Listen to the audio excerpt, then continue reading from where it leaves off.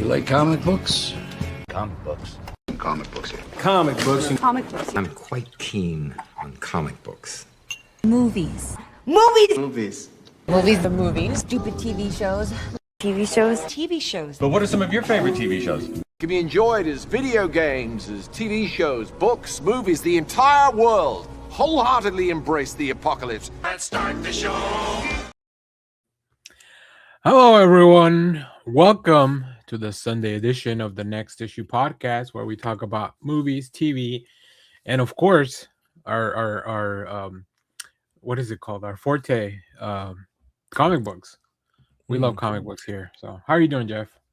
I'm good. I don't think I've ever noticed that in that intro, like it goes from the whole apocalypse to the Muppets, which is quite a hard left turn.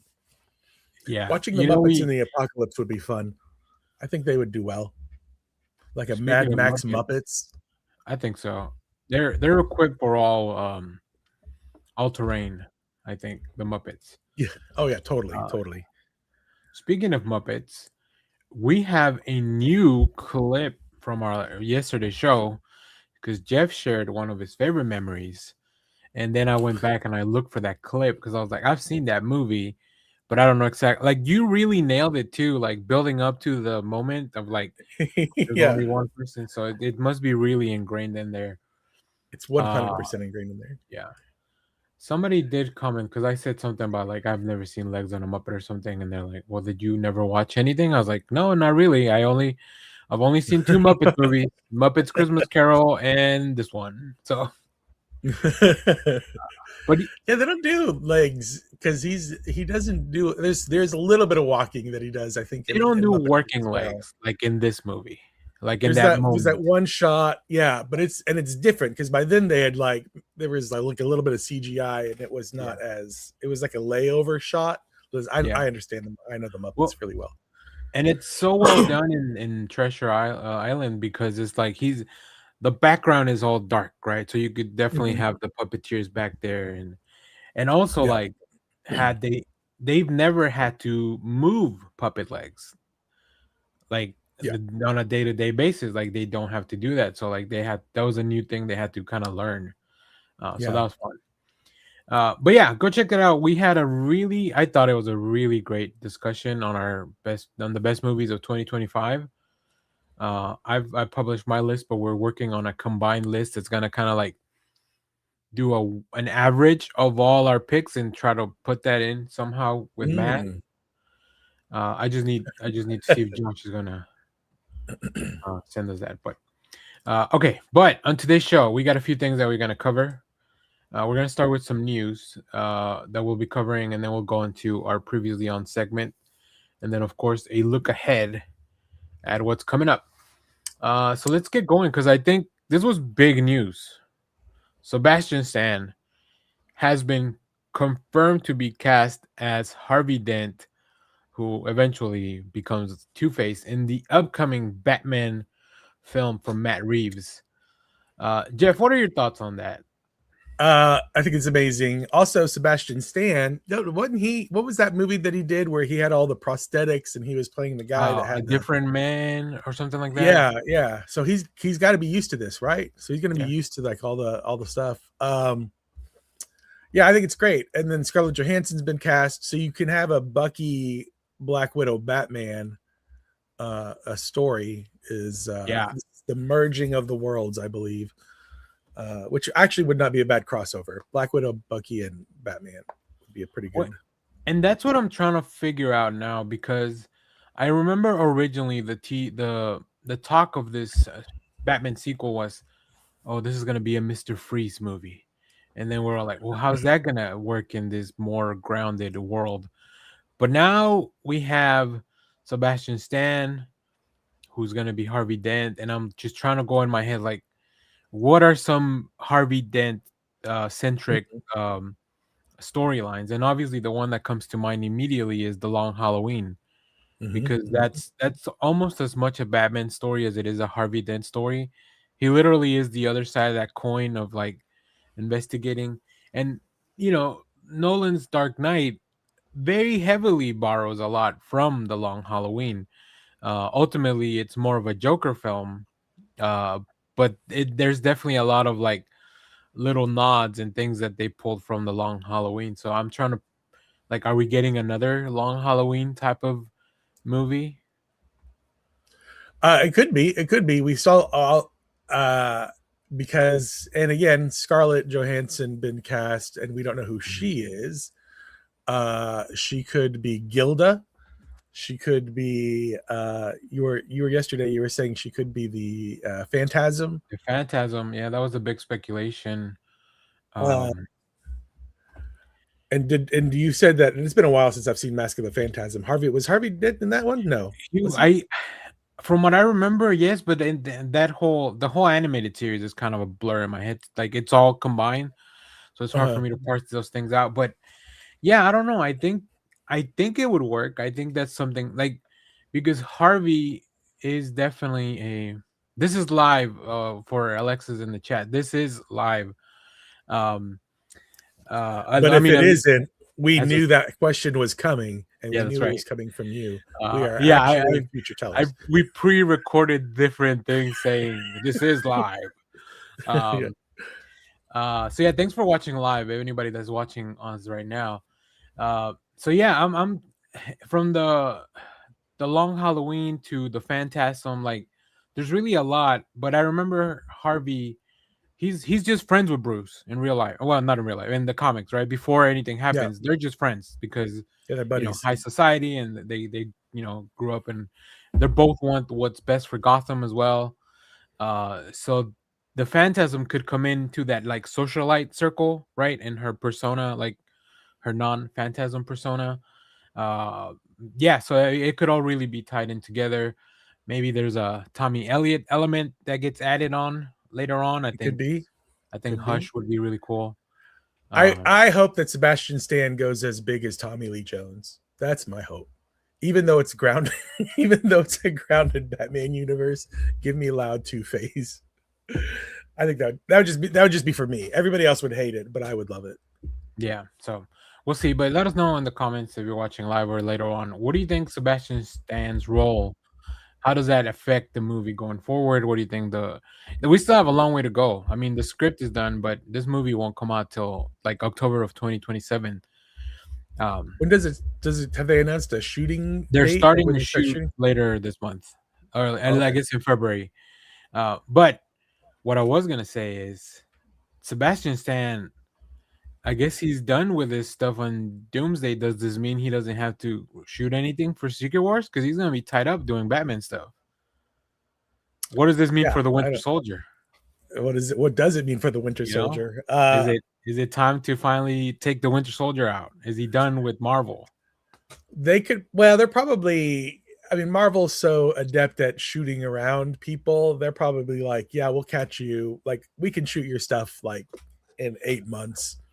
Like you don't need to be there for the rest with the rest of the cast. We can get you green screened or Harvey Dent maybe they don't even.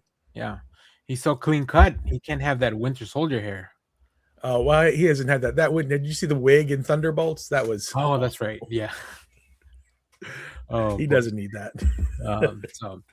So that's interesting as well, right? Because now, and I do like that he's like, I'm not done with comic book movies. I'll just go do some Batman stuff with Matt. Maybe he's always wanted to work with Matt Reeves, which like, who wouldn't want to just go work with Matt Reeves? But Barry Keoghan's still part of that movie as well somehow. Like, so I mean that's a killer cast. Like Pattinson, Johansson, and then Barry Keoghan, and that's and Commissioner Gordon. Like Jeffrey Dean, Jeffrey Wright. Jeffrey Wright. I was thinking of Jeffrey Dean Morgan, although bring him back, Thomas Wayne. He could do it again.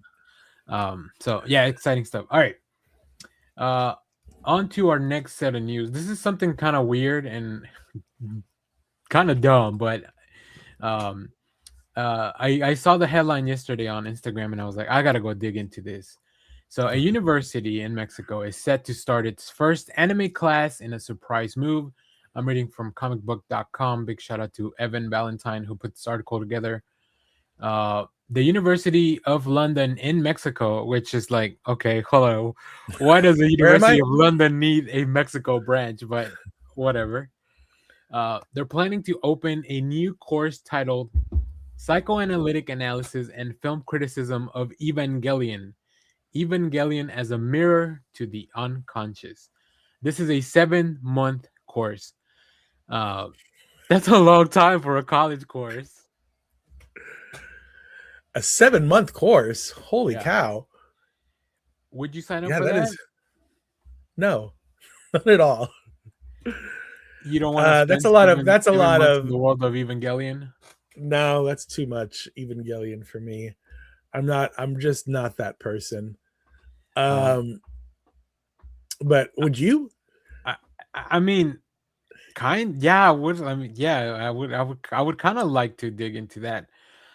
So for anyone that doesn't have the time to go back and watch all the Evangelion, they released 3 different films for their big anniversary, the 30th anniversary. So like you can go check those out. And I think some of them are on Prime, which kind of condenses the whole story into the films, but it's still just as sad as the original material. So that's cheating, though. You need to watch all of it.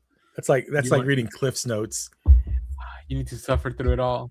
I will say they really updated the animation in a really cool way because they can incorporate now a little bit of CG for like the angels and stuff, and the mechs. So it looks very cool. I enjoyed it as much as you can enjoy a piece of media that is brutal as Neon Genesis it can be. So what I wish I had gone to school during a time when like it was a handful of years after I left college that you started seeing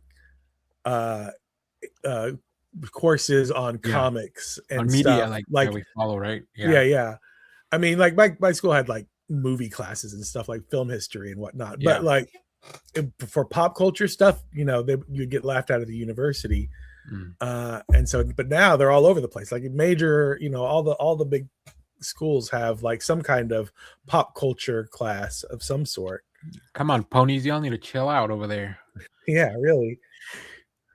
I was will also tell you fun to learn a few years after I left college that they had students had created a meth lab in like the music. So they had all these music studios, music practice rooms in the arts building, and you would go downstairs in the Meadows building, and immediately to how it used to be is immediately to the left there was all these piano rooms and whatnot that you could rent out. And I guess some students rented some like ones in the back corner and were cooking meth in those things. Damn. There's a lot happening at school. Cooking in the music lab. That's a whole different. That's a Breaking Bad spinoff. It's a Breaking Bad spinoff. Let me call Vince Gilligan. We'll talk more about Vince Gilligan stuff later on when we talk about what you've been watching. Okay. Is there a course that you would like to either attend or maybe that you would like to not teach, but I wish we had Josh here. He is the college professor. Yeah. He doesn't go fully into the comics, but I know he's incorporated comic books into his stuff, so that's pretty fun. But is there a course that you would like to take? Definitely a comics course of some sort, like a history of, or how they sociology kind of in comics, something like that. A history of the X-Men course would be like the most difficult thing to. Like your final project is to chart the Summers family. Oh God, not even 23andMe can figure that out. So yeah, that seems really interesting. And yeah, I mean, I think by the time I left college too, like I would hear the things popping up and I'm like, do I need to go back? Should I go get my master's? All right, and then in our last piece of news, and we touched on this a little bit yesterday on our best movie stream. Go check that out. But the Alamo Drafthouse is going mobile, getting rid of pen and paper food orders to protect the movie-going experience, which that part doesn't make sense. I feel like if anything, pulling out the phones is gonna be worse for that. But let me see. Alamo Drafthouse's new approach aims to improve efficiency while continuing to protect what makes the brand special, an elevated, immersive, and more distraction-free way to enjoy movies per the Alamo press release. That doesn't make any sense to me. Have you ever? Well, probably. Alamo started in Austin, Texas. Have you ever been to any of the original Alamos in Austin? No, no, I don't think so. So the it may be the first or second Alamo that started in Austin. It had stadium seating, but it was very severe stadium seating. So it was so that the servers, like, they could walk freely in front of you and you would just barely see the top of their heads. And so then they would like put your food up on the table, like kind of reaching up to it. And it was built specifically like that so the servers could get through. So I think when they went big, when they kind of like expanded their whole brand out of Austin, they didn't build all those theaters that way.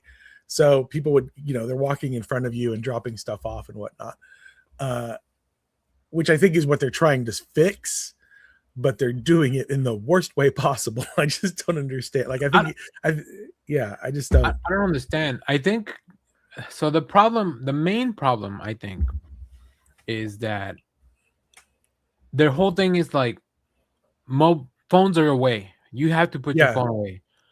But now you're telling me that I have to get my phone out if I want stuff. Yeah. So I don't know. I haven't. Have you been? You've been to the Alamo since they implemented this? Yeah, I went to the Alamo last week. So and starting I don't know, like 6 weeks ago, maybe 2 months ago, they started doing this. I don't know when it was, but they have a QR code on your table now, and so they ask you to, before the movie, if you get there beforehand, they have all these announcements where you're supposed to scan the QR code and start your order through the app. And then once the movie starts, there's a little thing with Aziz Ansari saying, now you have to go from your phone to the pen and paper for the rest of the film, or the whatever for the rest of the so film. They'll still have pen and paper. They did. Now they're going all the way off to phone. So they're pulling that away. What was weird was they still had, in my Alamo, they saw the menus. They saw the full menus, but everything in the app, like there was not a 1-to-1 ratio. Like there was plenty of stuff in the menu and I could not find in the app. So I don't know if they had a limited. I wonder if they're menu. phasing out some. Yeah, they're going to probably phase out some of that stuff. So there's two things. So when I go to Alamo, because most movies are about 2 hours, I don't order my food when I get there. I wait till the trailers are done. Like, I write everything down that I want, because I either get a pizza or a burger. Those are kind of my two go-tos. I will order a drink when I get there, and I'll give the server my card so that we don't have to worry about checking out or whatever, which I think they've been doing, and I understand that piece of it. But I write down what I want and I save it, and like 20 minutes into the film, I'll put up my card, because then I know that it'll take, by the time we get into about an hour into the film, I'll have my food, and then I'll just eat my food. So like otherwise you eat it all at the beginning. By the time the movie's barely starting, you've already gone through all your stuff, right? If you order it so quickly. So I don't like that. And now I'm wondering, what am I going to do? But the solution here, and I think that's what we wanted to see. How do we fix this? Yeah. As a consumer, they can't force me to have a smartphone or an app. So I'm getting a burner. True. I'm getting a burner phone. I'm going to go through my drawers, find my own flip phone, my own razor, and just tell them, like, well, this is what I use. Because interestingly enough, I have seen a lot of people are saying that Gen Z and Gen Alpha are actually like going back to old phones, like those kind of flip phones. Because at this point you can really carry a device, like, I don't know, if you really need to get online, most of them probably carry like tablets or iPads or even their laptops. So they're kind of trying to unplug that way. And I'm gonna be like, well, this is what I have, so how are we doing this? Like they still have to have an alternative for that. And they still have to be able to take cash, like, too. Like, that's another thing. A lot of businesses are going cashless, and that's a whole other thing. I wonder if that's legal. Like, is that? I don't know. Yeah, I don't know. I guess so, because you can refuse service to anyone, right? So it could be. I always thought the Alamo needed just a small concession stand, like a very limited, like they could still have the full menu with the writing once you get into the theater. But for me, like when I'm going to see a movie by myself, like I don't like paying for a $12 unlimited popcorn because I just don't need that much popcorn. Yeah. If you give me like a $5 non-refillable bag, I would be pleased. And then also I wouldn't have that weird anxiety, like when am I going to get my popcorn to start the movie once, I get there. So I feel like if they had just shifted to being like, well, we'll create a small concession stand so people can get a few things before they go into the theater. That's all I've ever wanted out of the Alamo. I will say as far as like they definitely don't want to do that because that would mean one more employee at least to run that concession stand. Because the one I go to there's two people really. There's somebody at the ticket counter in case I guess you need to get your tickets. And then there's somebody at the bar if the bar's open. Everyone else is like back of house and probably managers and stuff. Yeah. Well, I mean, I can't force a corporation to do business correctly. Like that's kind of their, like, I feel like you need to hire people. That's the other, they're people. That's the other you should thing. be able to force them to do stuff like people get forced to do stuff. If we're the other thing about the people, we should be able to bully them into doing whatever we want. We should be able to bully them. Well, yeah, and when we do, they just go out of business. Yeah, and when I went to there aren't enough people working there at my local Alamo. Yeah. And because like when I went to go to the restroom and it was disgusting. And I'm just like, oh, they don't, it's just, everything was just kind of gross there. And I had an Alamo draft pass. So I picked up the Alamo draft pass years ago. And then my local Alamo was just kind of crappy. So I canceled it, but this was before Sony bought them. And when you cancel the Alamo draft pass, it used to be like, you can't resubscribe for another 6 months to a year. Yeah, that was like you are AMC banned. stuff does that too. Like if you cancel it, you can't. The only time they had an exception for that was during COVID. You can pause your membership. And so I canceled it back then, and then they went out of business, and then Sony, they came back into business. Then I picked it up again because I was like, well, I don't want a theater to go out of business. I didn't know me canceling my membership would make them go bankrupt. So I ordered it again, and then I just canceled it yesterday or 2 days ago. And this time it was just like, all right, great. See you later. Bye. You can join us. Yeah, you can join us whenever you want again. There's no penalty. We're not going to ask you why you're leaving either. We don't care. It doesn't matter. Sucks. This sucks. I guess we'll just have to go to the Texas theater and hope that I can squeeze in their little seats. Right. All right. Before we get onto our previously on next issue, I do want to plug a few things that we have going on in the channel. First of all, of course, we have reviews for a lot of the stuff that we're going to talk about. So you want a more in-depth look at a lot of these comics that we're going to talk about. Also, we have a review for the movie 100 Meters. It's a new anime film that you can now watch on Netflix. And last but definitely not least, the first video in the series that I'm working on as we get closer to A Knight of the Seven Kingdoms, which is based on the Hedge Knight book or novella, which that's our first video. It's just a review of the novella. I've listened to the book, I've read the comic, and we're going to talk about all those things leading up to the premiere. I believe it's on the 18th, so we're like about a week away from more Game of Thrones coming to HBO. So I'm very excited. So I don't know, Jeff, if you're looking forward to this or if you're even going to check this out. It doesn't have any ants in it, unfortunately. Well, it might, I guess. I don't know. I might check it out. I might check it out. We'll see.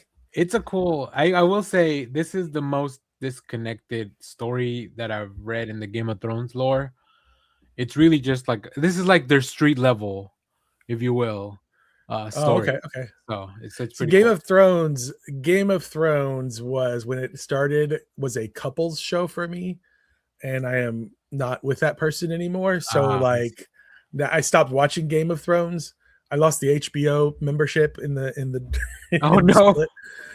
So like I couldn't watch it, and then also like watching it was kind of a bummer. Oh, So I never finished Game of Thrones. Like I didn't I get very far into it. I've tried to go back and watch it, and I'm just like, I don't. It's too late. I That understand. ship has sailed for me.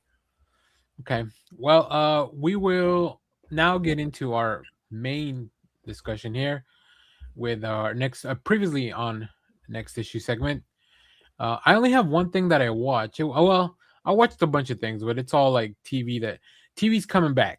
TV has gone out of hibernation from the winter, and the networks are like, I guess we should put on new episodes of all our stuff. There was a Law and Order SVU crossover that kicked off their second part of the season.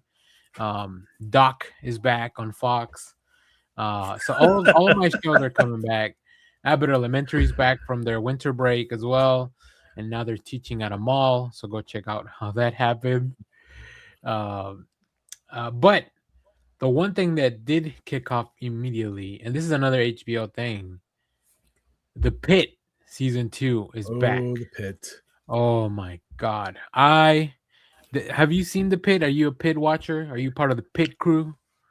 I hear it's gross. I've not tried it yet because I hear it's pretty graphic as far as like what they really get into.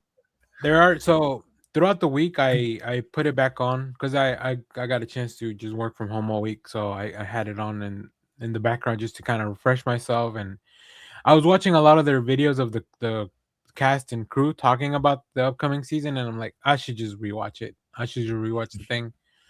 So I did because it's only 15 episodes. It's like a 15-hour thing. So I got through it in like 3 or 4 days. But there were moments that I knew were coming up because I mean there are injuries. Like you go to the ER or the emergency department as they call it, and yeah, you're gonna see some nasty shit. But it's not. It doesn't bother me as much as like in like slasher movies where it's like gore. Because these are kind of like real life things. I don't know. It's weird. So yeah, I don't know. It's different for me. Like I would cringe more at this happening in like a Halloween movie than me just watching because it's so clinical. They're so clinical about it, right? They're not like it's not over the top. But there is a thing that they call like we have a bag of ants when describing heart and how it's moving because it's like an open chest thing. So yeah, I guess if you so which let me tell you, I'm not a doctor. That's not how your heart's supposed to beat. Okay? Wow. Yeah. Would you feel less scared watching a horror movie if you knew Noah Wiley was standing just off screen ready to help anybody that got a hatchet to the head? Yeah. As long as I know Noah Wiley is coming to help me. So speaking of bag of ants, real quick, I'm gonna plug our review of Bug Wars Volume 1 that you can also go watch this hit the channel. Yeah. So but yeah, I really like it. It's quality stuff. They just announced that they're gonna have a season 3. George Clooney? Oh man, that would be amazing. But also that might be too much inside baseball as well. So I don't know. I would love to see unless he's one of the injured ones, then that'd be fun. He should be. If he comes in, he either should be a patient or just George Clooney. Like George Clooney just happened to be in Pittsburgh. Yeah. And they do like the Spider-Man meme, but it's like Noah Wiley and George Clooney because they're just pointing at each other. So, all right, I'm gonna throw it to you because you watched a lot more things, which is not usually the case. I guess weird. Yeah, what are we in Bizarro land? It's the beginning of the year, full of vim and vigor. I just don't need to tell you about all my procedurals that I'm watching. You know, like that's not newsworthy. Yeah. Nobody wants to hear about that. I'm episodes 4 through 6 of Pluberus. It's good. I'm waiting to. I need to watch. I've been watching it in thirds because I almost dumped out midway through the third episode. So I asked my roommates going into it. I was like, "Hey, did you guys ever watch Pluberus?" And they were like, "It's a lot of white lady yelling. We couldn't get through it." It is a lot of white lady yelling. Yeah. And so about third, yeah, halfway through the third episode, I was just like, it's a lot of white lady yelling. I don't know if I can do it, but it's 9 episodes. So I was like, if there's going to be a twist, it's going to be at the end, because, you know, you tell the three story arc. It's going to be at the end of the third episode. And at the end of the third episode, she kind of has that little moment where she kind of looks in the camera. She's like, oh, something finally twists for her. Yeah. And I'm like, okay, I'll keep going. So now I'm 2/3 of the way through it. And it's, I feel like right now it's a little all over the map. Like I like it. It's good, but I'm like, we're dealing with the virus or whatever it is and how to either solve it or whatever we're going to do with it. And within that storyline, we're weaving all these kind of social commentary things that are like about consumerism and, you know, individuality and maybe not just opening yourself up to new prospects and whatnot. Yeah. There's a lot that's being said through this. And so once we get to the end of it, I might be able to parse out how it's going. But right now I'm like, it's a lot that's being thrown at me. And I don't know how I feel about it. It's good. It's really good. But I'm just like, I wish it were a little bit more organized at this point. But again, I've got 3 more episodes left. So I'm waiting to kind of keep my thumb on it. So when I watch a show like that, because it is a very slow burn too, right? That's the other thing that if you're somebody that only has a specific amount of time, you're like, there are shows that give you a payoff every episode, and there are shows that kind of like give you like, you're building out the world and you're spending time with the characters. I'm a very character driven person. So I like spending time, like what makes the white lady yell at everyone? Like what makes her tick? Well, you know, why is she doing that? And then also on the inverse of that, now that there's this hive mind, how does that work? Like I just start thinking about all the kind of like logistics of all the, like if everyone in the world, because they're not combined to one hive mind, everyone's still there, parceled out, but they all know what's going on at all times with everyone, which is very different. And they're all working towards the same goals now. But I think the way I would handle that is kind of also kind of triggering for me, because she and I, you know, she's handling it very differently than I would. I think I would be closer to the guy that's in Vegas, that's just having the time of his life. I sussed out really quickly. I was like, oh, you're willing to do anything for me. I don't know if I'd be sleeping with all of them. Because in my head, I'm like, well, am I also sleeping with my old high school gym coach? Am I also sleeping with my old boss that I hate? Like, because I think all your relatives are probably in there. All your relatives, all my uncles, and I'm just like, I don't think I don't know about that either. Yeah. So, it presents a lot of interesting scenarios for sure. And then also, there's always this ever looming maybe threat, if you want to call it that. They're trying to bring you in, like that's their goal.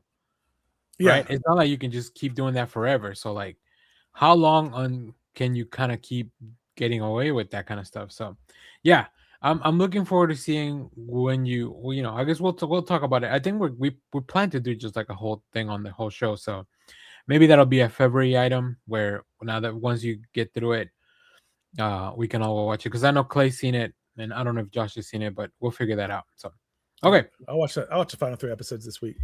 I also saw Marty Supreme in the theaters. Tell me.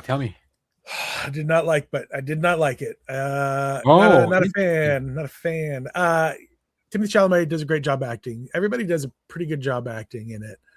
I don't understand the point of this movie. It's being pushed as this is a man who will stop at nothing to accomplish his goal.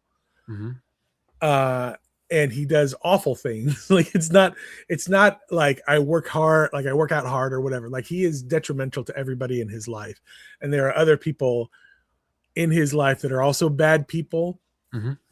And so everybody's just doing bad shit the whole time.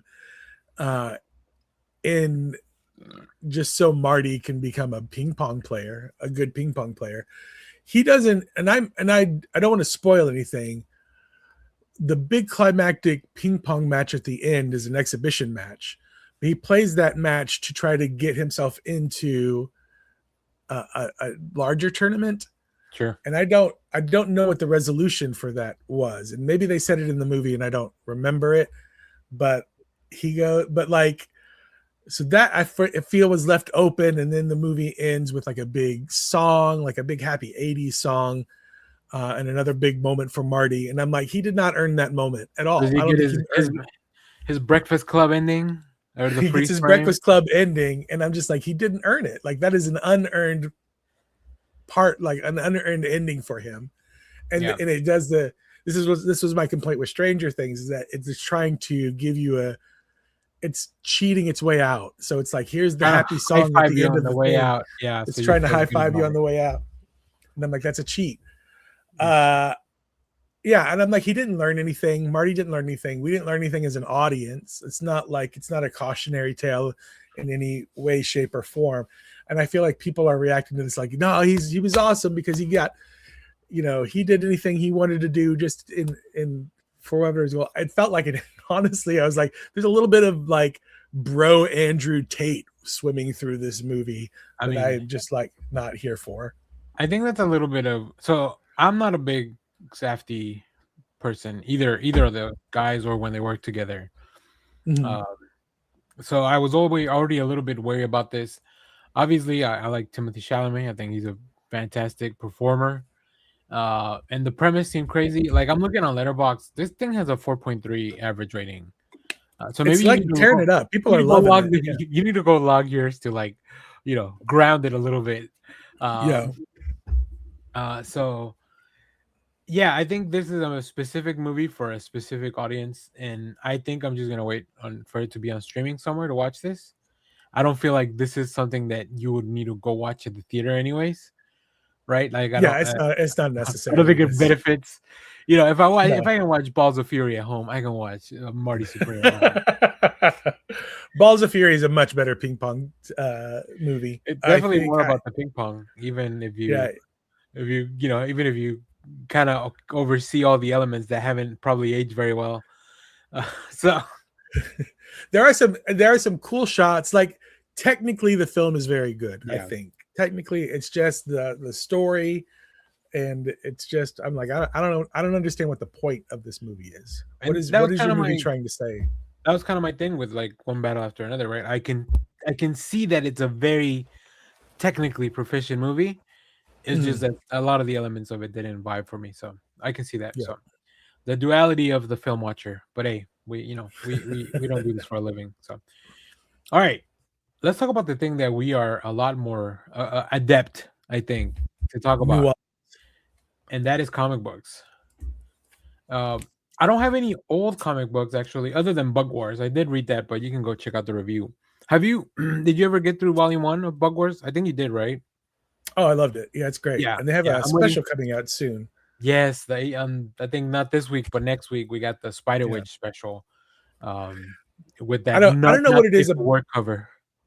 I don't know what it is about sexy spider ladies, like where that happened in human, like in the subconsciousness of the human mind, because Saga has a sexy spider lady. Yeah, I mean, and even outside of like weird hybrids, human spider people, like Kiss of the Spider Woman and Black Widow, and like all all these. We've been ingrained in the culture that spiders are hot, but they're also dangerous. They're hot and sexy and deadly. Spiders are hot. Tell me, what's your favorite spider in the chat? Tell me, what spider would you sleep with? What's the hottest spider out there? Is it Charlotte and her web? So, but I'm gonna throw it to you for the old comics, because some of the old comics was just me catching up on series, but they also have a new issue out this week, so I'll just talk about it when we get there. Okay, yeah. The oldest thing I read was this Death. That's pretty old. Yeah. The High Cost of Living. I know. I think we're supposed to be canceling Neil Gaiman right now, but who's those covers used? So whose covers are those? Let's talk about the covers instead, because man, oh man, I don't know who these are. Let's find out. What's it called? What's the book called again? I got League open. Death: The High Cost of Living. This is by Neil Gaiman. Interiors by Chris Bachlow. Oh yeah, and Mark Buckingham. And these covers, I don't even know if it'll say in these old. Yeah, I'll look it up. You can tell me about the series in the meanwhile. Have you ever heard of this before? This is part of the Sandman universe. I've heard of Death. Yeah, but I don't know much about how the series are broken up. Yeah. So, Dave McKean, that makes perfect sense. Oh, Dave McKean, yeah. If you're an Arkham Asylum, psychopath, I'll call it. These are this is catnip for all Gen Xers, I think. Death is probably one of the original Pixie Dream Girls. Like everybody had Death right. back in the day in the 90s, very emo. I am now the coolest kid in my high school art class. It was good. It was fine. There's some cool little moments in it. You can see why Neil Gaiman, definitely rose to fame back in the 90s. And it's, Death is she's a manic pixie dream girl. She's very, let's go live. The premise of the story is Death lives one day on Earth. Yeah, here I got the synopsis here. If you want me to do real quick. One day in every century, Death walks the earth to better understand those whom she will be the final visitor. Today is that day. As a young mortal girl named Didi, Death befriends a teenager and helps a 250-year-old homeless woman find her missing heart. What follows is a sincere musing on love, life, and of course, death. Yes, that's exactly it. Damn, are you guys okay over there in Gen X? You guys need a hug? I feel like you guys just need a hug every once in a while. Oh yeah, definitely. Yeah, this thing is full of angst. This is full of Gen X angst. This is full of the teenage boy that she kind of walks around with is like, everything's the worst, and he's snarky all the time, and he's just like a teenage kid. It was good. It was teenage dirtbag. That's all I hear when you. yeah. Except it was Nirvana back then. Right. It was. It's fun. It's great to see early Chris Bachalo art. It's really entertaining, and it's I think it's worth a read. I agree. If you go buy it used or don't give Neil Gaiman. Buy it secondhand. Buy it secondhand.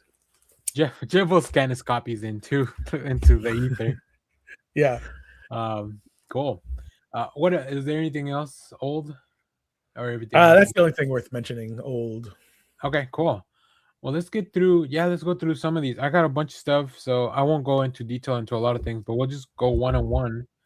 The first thing I want to mention was something that was very close to being my pick of the week, but it's not. The Absolute Batman Arkham Special number 1. Arkham. I have one of those here. Scott Snyder, Frank Thierry with art by Joshua Hickson. I love the interior art. Joshua Hickson is so good. He you may know him from The Deviant if you have been following James Tynion comic books. He's great. I mean, the whole story is so cool. And then of course there's like twists and turns, and then you also get like in the last few pages, and this is probably the big spoiler, but we're getting some new enemies of Bruce, including Pamela Isley, a Poison Ivy, which we knew she was coming. They've announced some covers and stuff. Mm-hmm. We also see that Kirk Langstrom, who you may know as Man-Bat, but the coolest one I think is Absolute Deathstroke.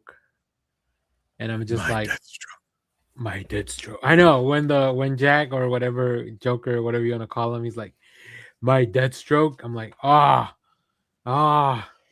dare you? So good. There needs to be a Happy Arkham book out there. At least one. I would like to. I don't know if there is or not, but I've never read anything where like the Arkhams have a happy day.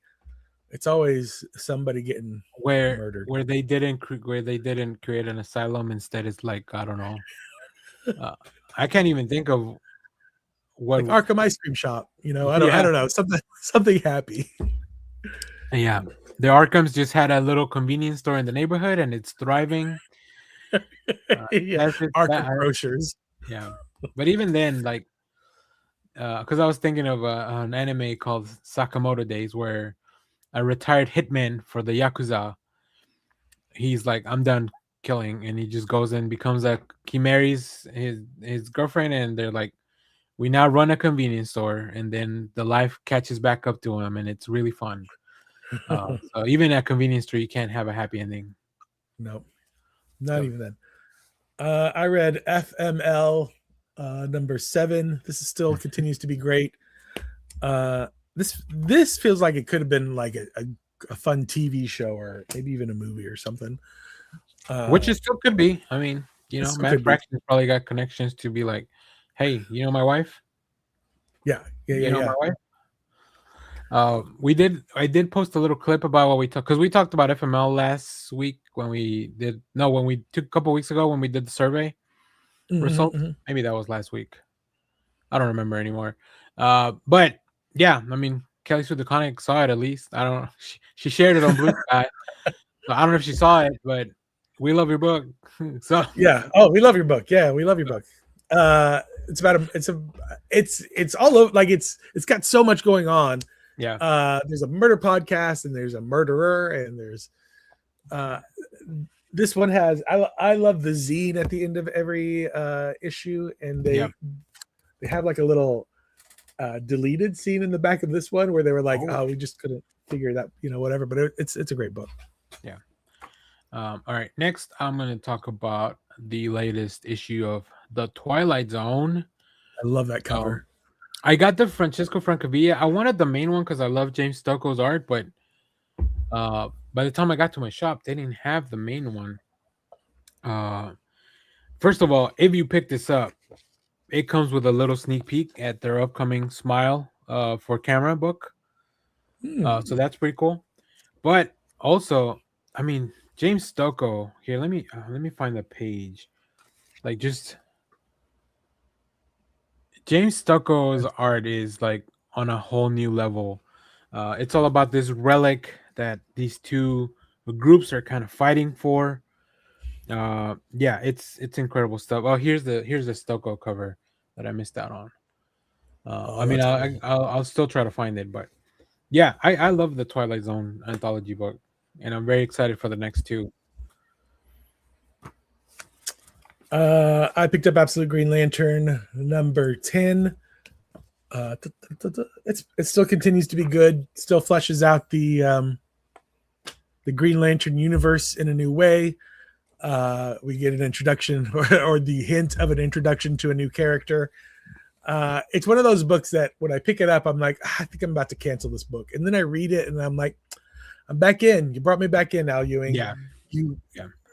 I'm not a huge Al Ewing fan. I mean, like, I am. He's good, but his stuff is it's always a slow burn. And so I have to remind myself to pace out and wait till he gets to the point. That's why I'm reading this in arcs. So I read, I caught up on the first volume, and then I think this should close out the second arc. So, or maybe not. I don't know. Sometimes they add an additional one. Like when we get to the Superman book, we'll talk about how that's kind of broken up very weird. So it's very weird.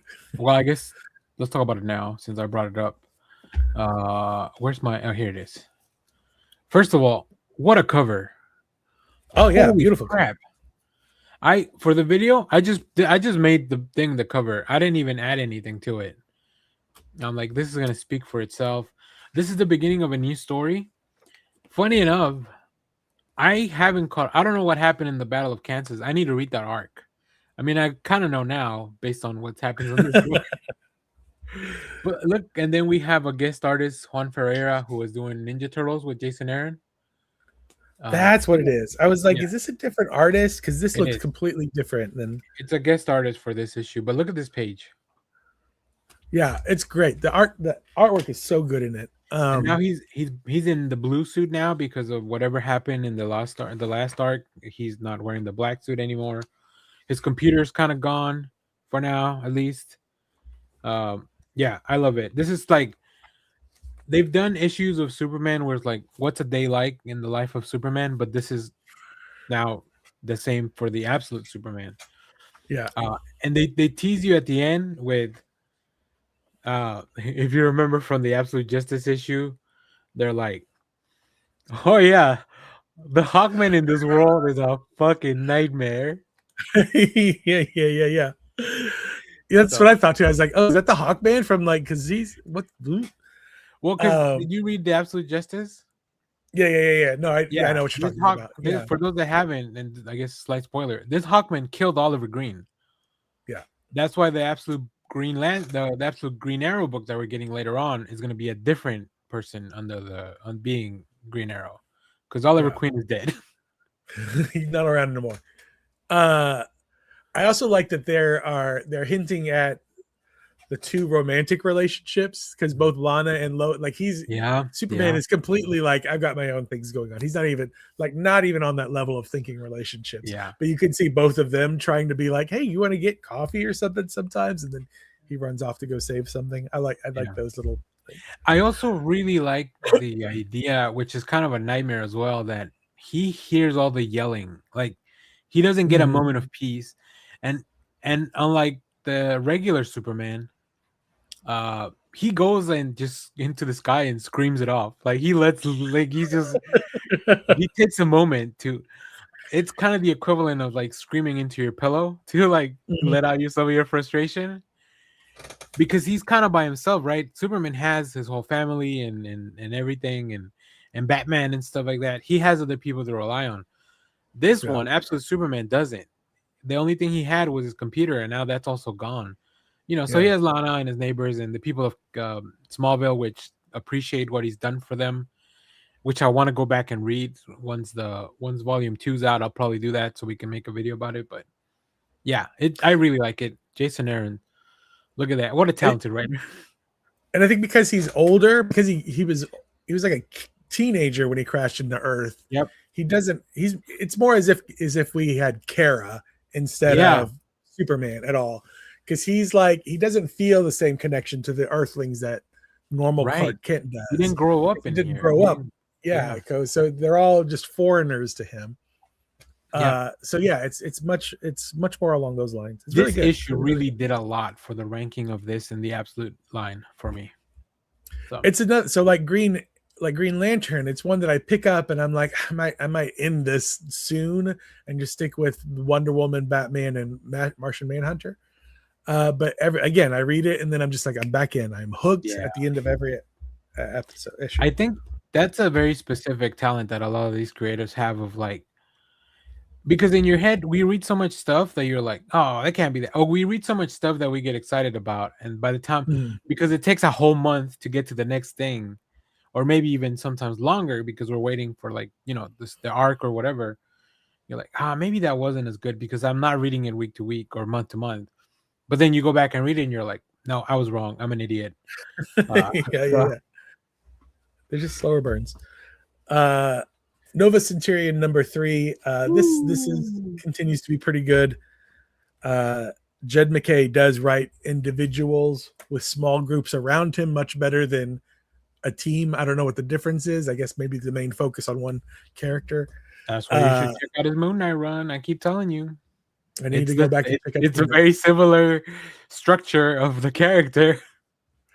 The only thing I have with this book is that it is seeming to rely on the stuff that happened like during the Annihilation War and a lot of that cosmic stuff that happened just pre Secret Wars. Yeah. And I did not read any of that stuff. So a lot of these characters, I don't know who they are, and the book does a pretty good job. Like you don't necessarily need to know exactly what they did in those storylines. You just need to know they were either the bad guy or the good guy. You know in the back of your head something's missing, right? Exactly. Yeah. So I know I'm missing some context. Okay. Well, we're back, baby. Wolverine. Ooh. Back on the X-Men BS. At least this one. I love this book. Saladin Ahmed, Martin Coccolo. They do a nice callback to the first issue where Logan goes to visit the graves of his fallen pack that he was running around with the wolves. This book is really good. And then you bring in Silver Sable. And I'm like, yes, please. Look at it. Like, ooh, we hadn't seen Silver Sable. Yeah, it's really good. And then, of course, they first start fighting it out because they don't know what the hell's going on. But they're not the bad guys. Department H is the bad guy. So... and they leave it with a really cool tease at the end of somebody that you would not expect would go track down Logan. But I guess when you think about it, it makes some sense. So, yeah, I'm glad we're back. No. Okay, I took my one guess. I don't want to spoil it, so no. I read Batman, Green Arrow, The Question, Arcadia. Yeah. It's number two. This is a great. You know what? This out of anything else, this feels like a classic, like 1970s DC book. Like, is Danny O'Neill writing this one? What's going on? Yeah. It even looks like it. Like even the artwork kind of looks like old school art. It's a little gritty. Yeah, like it's not exactly Neil Adams, but it's like this artist like has read. It's Neil Adams light. I think it's very much on purpose. It's fun. It's a great fun book. I like that we are leaning into Bruce is a capitalist, like Batman is kind of just, he's not even a superhero. He's just like he's a rich guy that dresses up in a bat suit, and Oliver Queen is the same thing. It's weird. It's interesting that they're like, oh, Oliver Queen's just a rich guy that pretends to be an archer. Like he's not Green Arrow, the superhero. He's just everybody just, he's a cosplay weirdo. I'm having a blast with this book. It's really fun. Nice. All right, next I have Night Fight number 3. I will start with my one complaint about this book. Tim Drake is my favorite Robin, and he gets the least amount of screen time we've seen for any of these guys.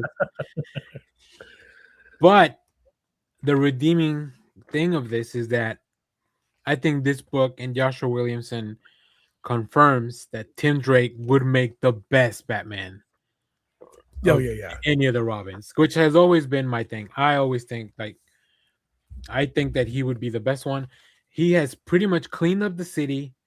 Like he solves a murder. Like he's only doing like smaller things now. That like he's solving a murder mystery. Also, Dan Mora went really hard on like aging up all the boys and making them look very handsome. And then the big spoiler here, though, I have to kind of go into. You read it, right? Yeah. Have you read it? Okay. Uh-huh. So at the end of this book, at the end of this story, before issue number, because we only have one more issue left, the Heart of Apocalypse kind of gives him. It's giving like, what's that? Is it the Black Death that Mongol puts on? Oh yeah. Superman, where like it gives him his biggest desire. Well, Bruce wakes up in Gotham, and Damian greets him, and it's not really Damian being Batman. It's Damian with his son. His son named Alfred. And now Batman has to leave that world. Like he has to choose to leave that world. And I'm like, you mother, it's so like emotional manipulation to the highest level, but I love it. But they also tease it is emotional manipulation, but because the payoff is what we assumed from the beginning that he would somehow come back around to the bigger into the tournament thing, into the tournament. So I'm down to my last two, which are our picks of the week. So if you've got I have one more and then we can do like the stuff we haven't read if you have anything, and then we'll do picks of the week. And I will actually be brief on this one. So I caught up on Godzilla. So nice. Godzilla number 6. This is the I love that. I love that Dan Jurgens homage because of what's going on in the book. Yeah. I will actually just tease. It's very good. I read it because I had read issues 1 and 2, and then I stopped because I'm like, this is gonna read better altogether. I've read enough Tim Seeley stories to know that he's got a whole bigger idea. This is a lot of big consequences for the Kaisei era moving forward. You can already kind of probably guess what might be happening on this one just based on that Dan Jurgens homage cover to the death of Superman. But I'm making a whole video about it. I'm just gonna make a whole big video about it. But I highly recommend you check this out. If you like Godzilla in any kind of form or fashion, you should check it out. Is there a 2-page spread of Mothra holding Godzilla? He's like, Mothra's not in here yet. And, oh no. And I feel like Mothra will definitely be a key part of putting some stuff back together. Because that's just kind of how Godzilla lore works, right? So Yeah, yeah. yeah, Mothra's the very mom. exciting stuff. Very exciting stuff. Okay, Jeff, we have the same picks of the week, and I think maybe one's a little higher for me, one's a little higher for you. You can probably, I'm sure you can determine which by which. If you watch the shows long enough, you probably know. But let's talk about it. We can start with whichever one you want. We're 1 week into the year, and I can't tell you what the best comic book of the year is because of these two books. I think. I'll talk about this one first. Cheetah and Cheshire robbed the Justice League. The final issue. Oh, you got that's a cool cover. I got the Marjorie Savage cover. And then I do appreciate DC always gives us the main cover anyways. I do like that. I had a couple of these. I don't remember who this is. Leon? That's Leon. Which yeah, I've got a few her hair's of these different. already. Her hair's different, which is why it's hard to tell, but yeah. Oh yeah, no, I was talking about the artist because they've done a couple of whoever has been. Oh yeah. I think it should say on the above the barcode. DC now tells you who they're. Oh yeah. This is the Gerald artist there. That's a little Gerald Carroll. Yeah, Gerald Carroll variant, but he's right above the barcode. You can tell who the artist is for the covers, which I appreciate as somebody that goes through a lot of covers. I appreciate that. What did you think, Jeff? I already talked about it on my video, but I want to hear what you think of this. Like, do you agree with me that it's a satisfying ending? 100% satisfying ending, and it pushes the story forward in a way where please let there be a sequel series to this. I love this team, and I know Greg Rucka is going on to do Batwoman next, I think. Yep. But yeah, but maybe some of these characters could go in there. Yeah. I hope so because I loved everything. I love. You knew there was a twist coming. You knew because it plays out like every other heist movie in the world, where you just kind of like there's going to be a big twist at the end. Just when things look they're all the screwiest, somebody's going to outsmart. Our heroes are going to outsmart everybody else. Yep. But the reasoning for it, what you find out eventually, is great as well. I love all the characters. I love how all the characters resolve themselves. Even the little romantic flares, like they even kind of like flare ups. They even kind of like, we'll maybe settle this out down the road. But it's a satisfying ending to everything in this. Yes. In this. So good. I enjoyed it so much. The artwork is fantastic. I cannot recommend this enough to people. Same. I love it. Like it did everything I wanted and even more, even things that I couldn't even imagine. So I really appreciate how much care went into putting together a book that seems a little inconsequential to like anything else that's going on, right? Like it doesn't ultimately this is just like how delightful of a story do you want this to be, and that's what it is. I love the interactions of all the characters, but at the end everybody kind of goes on their way once they accomplish what they've accomplished, and then you're like, we're almost done, but the story was already kind of a satisfying ending, and then you get that little last part of it and you're like, we really are winning here, like we did this. And I like that it takes place, it's in continuity. Obviously DC KO is happening right now, which is the main thing, so it takes place, I guess, just a little bit before that, but it's the whole thing. They have the satellite, they have everybody is on the Justice League. Like it's one of those things where they're like, this is an impossible task, the current way the DCU is set up, because every superhero is on the Justice League and they're all on the satellite. They're all on the satellite at the same time. Yep. And the way they pull it off, everything is just flawless. I love it. I'm very glad that you also enjoyed it, because I know this was like from the beginning you were really into this book. Yeah. So it's glad to have a payoff like that. So I will say I really enjoyed it all together, because like I don't know how you didn't tear your hair out waiting for the next issue month to month. So I was really glad that I read all at once. I think this is gonna be a fun. I hope they put out a cool hardcover of this, because I love to have that book on the shelf as just like here's something you could just read with very little context. It's just more of about the vibes and the fun of the book. So yeah. All right. My pick of the week, well, I guess our co-pick of the week, and as you can probably see, You got all the covers. I got a bunch of covers. Batman number 5, which introduces a character here. I posted my review on League, and somebody told me, "You say this Ojo, because I said it more like in Spanish. The new character that's introduced. I love that this is a book about Batman or Bruce going on a date with the good doctor, and you don't see Batman in this book. It's all about Bruce and their date, and then the shenanigans happen because that's kind of the way the comic book goes. But it's all Bruce. And somebody mentioned, like, well, I mean, it's interesting that you say there's no Batman because, like, Bruce is Batman. So, like, you know, is it only Batman when he's in the suit? I don't know. I think Fraction is trying to do that purposely, where he blurs. Oh, it's 100% of these guys. Just like it's just one. It even feels like Bruce is less protective of his identity, kind of. He's kind of letting loose, or at least letting this this person a little bit more into the circle, which fully pays off of the page at the end. Where the thing goes. But before I let you speak on this, I got the Jimenez design cover for this new character, Ojo. I've been getting these gadget variants as well from Jimenez. Then of course I had to get the Mitch Gerard sweater cover. So I'm so close to buying that sweater cover, and I'm just like, save your money.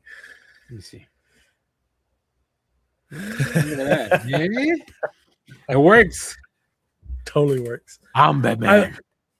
I love this book. This is fun Batman, which we've been missing. This is I have been saying stuff like, I hope we get an Adam West Batman at some point, kind of thing. And this is as close to a modernized version of the 1966 Batman. It's not anywhere near as I don't want anybody to scare away if they're not reading this, because it's not nearly as campy, but it is fun. I mean, it's straight up fun. It is even the artwork, even Jimenez is like, there's an anime style, like stylizedness to it now all of a sudden. This book reminded me of like reading early Hawkeyes, like when Matt Fraction was taking over Hawkeye. Like, it was fun. And you feel like you're reading something energetic and just a little bit different than everything else. And I do love that they are, the back and forth between Bruce and the, what's the doctor's name? I can't remember her name. Anika Seller. Yes. Dr. Seller, whatever you want to call her. Yeah. Dr. Seller. They, is it a date? Is it not a date? And they kind of keep teasing each other back and forth. He does not do a very good job of hiding his abilities throughout the book. I love the little interstitials of, like, we're gonna zoom in on the soles of his shoes because he's got stuff in them, like, or the, like Jimenez pointing out. I don't know. This is probably in the script. I don't know, or maybe it's a collaboration thing of both of them, that he's still got stuff on him. He still has gadgets on him. And we're gonna point them out so you can see it, the reader. So I totally agree with you that this feels like a version of Batman. I mean, the volume is gonna be called Daylight, so like they are definitely going for a more lighter tone. I think this is the last one that will go into the first volume that comes out in June. Oh no, 1 through 6. So we'll have one more. So I think we'll get a nice payoff of a lot of these things in the next volume. I mean, the next issue. So. Yeah, very excited. And for those that picked up the physical version, this comes with a preview of Supergirl Women of Tomorrow #1. That was cool. Which should tell you how much DC is banking on you to go pick this thing up, or pick up any of the other different printings of this series, and how much they're going to put into this Supergirl movie movement that's happening for this year. So I love it. It's makes me very happy about comic books. Quick, this page right here is like, it's sexy. It's a sexy page. It's what we call fan service. in the anime community. But it feels like, I mean, yeah, but it also feels like this is 100% rom-com. Oh yeah, Like it's yeah, it's that's not Matthew just for the boys. McConaughey It's and not like for yeah, 14-year-old boys, but this is for like that's for the girls. Like 100%, that's for the girls. it's Matthew McConaughey and what's her name? Goldie Hawn's daughter. Oh yeah, I know who you're talking about. That's How to Lose a Guy in 10 Days core right there. I love it. It's so good though. It's so good. Okay, before we move on to next week's stuff, do you have anything that you haven't read? I forgot. I don't know if I asked. No, I mean I've always got stuff I haven't read. Like, sorry, from this week, I guess, because I got a few more things that I bought. Okay, let me just show you a few things. I picked up. Oh shit, I did read this. Ultimate Wolverine. It's still very good. I forgot. I don't know. It got misplaced because with my Ultimate pile. Yeah, Ultimate X-Men, and then I had to pick up this really cool Ultimate X-Men. I don't know why this is an Ultimate. Oh, this is Ultimate Wolverine cover. Yeah. It's really cool though. I love it. It's a great book. Also, I'm still reading Shredder, but I'll probably talk more about it when the first arc is done. Dan Waters. And then they reprinted the Spider-Boy team up with the Legion of 2099 for the Amalgam reprints. So I picked that up as well. And then last but not least, the big reprint for the week. I had to go shiny. It didn't feel right paying $20 for the big one, but I was like, if I get the shiny one, then maybe. How much was the shiny one? Yeah. How much was that one? Oh, $24.99. Which was more, but at least it's shiny. But at least it's shiny. There's so many fingerprints on this thing. I need to clean, not just for me, from everybody that was probably browsing it at the shop. But the paper stock in here is the newsprint. Oh, is it? That's why I didn't want to just pay $20 for the regular one, because I'm like, it's just newsprint. That thing is gonna fall apart and die. So it's almost just like the original one, but just with a new cover. That's exactly what it is, Jeff. Don't make me feel bad about my purchase. And $22 more. That's right. Yeah. Than the original one. And yours actually is making you money if you wanted to sell it right now, whereas mine is just a hole. And then I know, listen, guys, you may call it a problem, but I spent a lot of time on my shop yesterday because we were playing cards, and they still had some of these. Oh no! Why did you do it? I bought 2 more blind bags. So I was like, you know what? Maybe the video will make some money back. They'll pay for itself. So they need to start printing. They need to start printing those. If you think you have a gambling problem. Yeah. You know, they released a video where they show you all the sketch covers for this. It's on the Marvel channel. And they've started teasing some of the stuff for the Ultimate. For the blind bags for Daredevil #1, which got pushed back a few weeks. I believe really? Into April. Yeah. I wonder if it's because they're doing all this blind bag stuff and they're like, well, they're not ready, or because they had issues. We're gonna open the Ultimate Endgame bag first. Which I wonder if they saw my they saw your one of my videos. Yeah, about the blind bag. Yeah, maybe they should have called it something else too. The one, they're like, we can't call these Daredevil ones blind bags. That's insensitive. Ooh. Oh, well, another one of these shiny ones. Well, I mean, at least it's a cool one. I was hoping for a Mark Brooks A cover, honestly. Right. You know what? I think at this point it would have been funny enough if I pulled that other Mark Brooks. And then for the Turtles, I'm still looking for that Dustin Win, but that's a 1 in 100. So I don't think I'm gonna get it. But let's see. Yes, here we go. Live on air. Live on air. Dustin Win, baby. Come on. For the win. Oh, this one doesn't stretch out as nicely as the. Oh my god. Hold on. Uh-oh. It's really teasing you now. There we go. Oh, the Kevin Eastman one. Okay, well that's not bad. I do like it's the textless Kevin Eastman, so that's nice. Okay. Well, I'm content with that one. All right, no more blind bags for me though in the foreseeable future. I think we should be done for now. Until Here's how Daredevil. Marvel wins me with their Daredevil blind bags. Is if one of them, there's no way they'd be able to do this without. Is if one of them is embossed, but you could feel that in the bag. You'd be able to feel an embossed cover in the bag. Well, if they put But the little thing over it, the paper thing. If they put this thing on top of it, you Maybe shouldn't be not. able to feel it. Probably, like you'd have to really press on it. And if your shop owner sees you like touching up all the bags, Should the bags? yeah. What are you doing? I'm looking for Daredevil. Okay.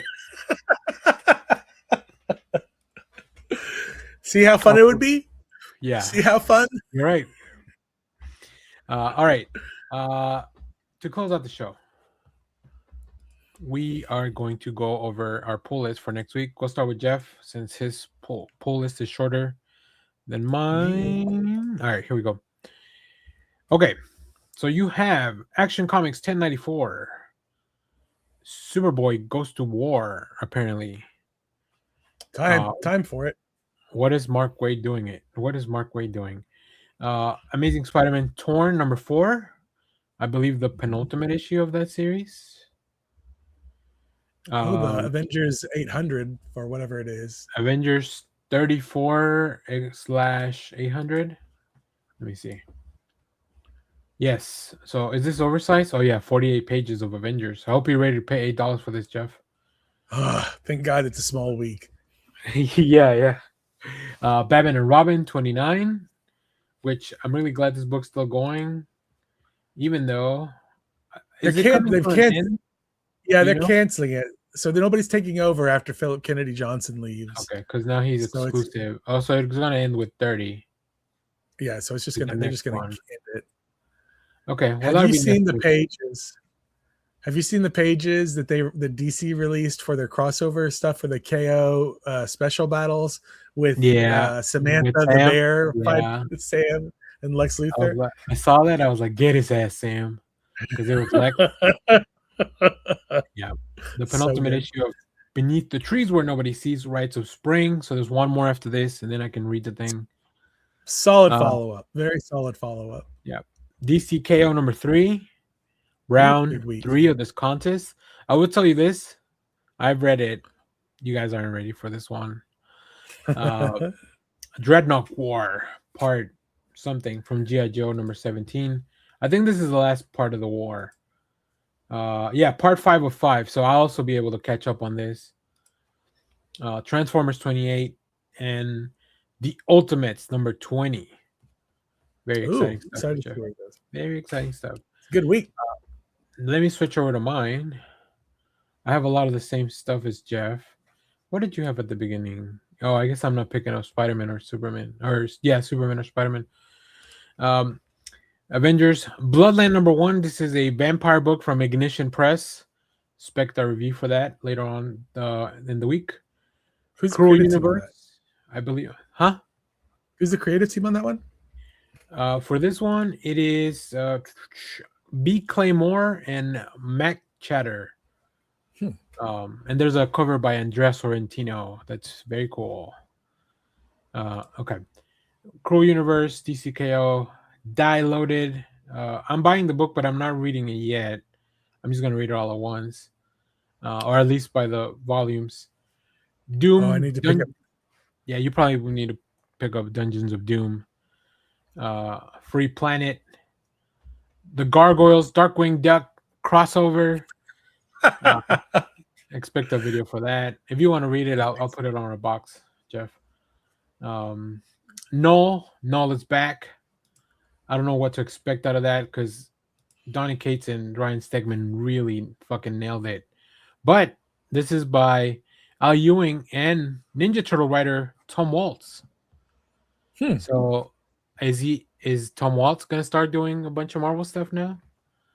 I guess he's not writing Turtles anymore, so it would make sense. Logan, Black, White, and Blood number 1, the anthology book for Logan. Let me see who's on these first stories. Tom Waltz again. I guess it's just him. I guess they're gonna do one story per. Ooh, and this one also has a Sorrentino variant. big week for both of those guys. Luna Snow World Tour. I have this on here because I want to review it for the channel. I don't know much of. I don't know what to expect out of this one. Is that one of those Marvel rival people? No, she's one of the agents of Atlas that Greg Pak put together. And okay. This is written by Greg Pak, one of the best humans. So yeah, I think I'm definitely gonna check this out. Now that I hadn't seen who the creative team was, but I love a Greg Pak book. Legacy of Vader number 12, Supernatural number 4, which I don't know if you saw. They're doing a Supernatural Valentine's Day special with the boys. Turtles number 14, which we have a video for on the channel already. I got a little preview of it. Tomb Raider, Sacred Artifacts. This is on here for because I'm gonna Dark Horse sent us a copy, so I'm gonna review it. And then Transformers Ultimates, and you may want to pick this up too, Jeff. The Wonder Woman I didn't know that was Second Gold 2026 special. Was this on your list? I don't know if I saw it. It was not. No, but I'll probably pick it up Because that and if anything, because this Mitch Gerard's cover. I love Mitch Gerard. yeah, And of course. Mitch Gerard is writing his first story in here. Oh, cool. Yeah. Okay. While we're looking at the league, before we get out of here, one thing I'm going to start doing is I went ahead and to follow up on our kind of New Year resolution that we talked about last week, I am doing the 7-day trial for this. And I'll probably keep at least a month because it's like $1.90 a month to have the pro version. So I'm going to show you a few things. I've been doing a lot of our reviews on here. I have my first 12 for 12 community list, which is just a lot of number ones. And then you get all the badges. But the cool thing is if you go to your profile, well, that is my profile. Hold on. If you go to that's the main page. When you do the pro version, you get different stats here. Like it has a series progress tracker and stuff like that. So it does have a few more things on top of what, including like it helps you keep track of if you've logged in something as read, it goes back and tells you, well, you haven't read all these other issues or whatever. So hopefully by the end of the year, I'll have better reading stats. Because I don't know if you pulled your Wrapped, I guess, from this. Have you gone in to see it? If you go on the web app on the version on your phone, it'll give you one. I actually have a video of it, which I'm gonna drop later, but I can show you now. I've never even tried to use the web app. I always do the desktop whenever I'm using League. So the web app is a lot friendlier than because I'm sorry, the mobile app sucks. Oh, you're the mobile app. But it gives you a lot of information. Like it's just like a Spotify Wrap. But you have to obviously keep track of stuff in the app. So what I'm gonna do, like one of the things it tells you, like these are all the creators that you read a lot of stories by, right? But because I had only started logging in things from the back end, like W. Maxwell Prince and Martin Morasso are like on my top because of all the Kryptonite Spectrum. So what I'm gonna do is once a week at some point, I'm just gonna go live. I'm gonna update all the stuff with you guys on the channel and try to take advantage of it there. So yeah, I'm gonna keep plugging away at this pro version of it because I think it does have some really fun stuff.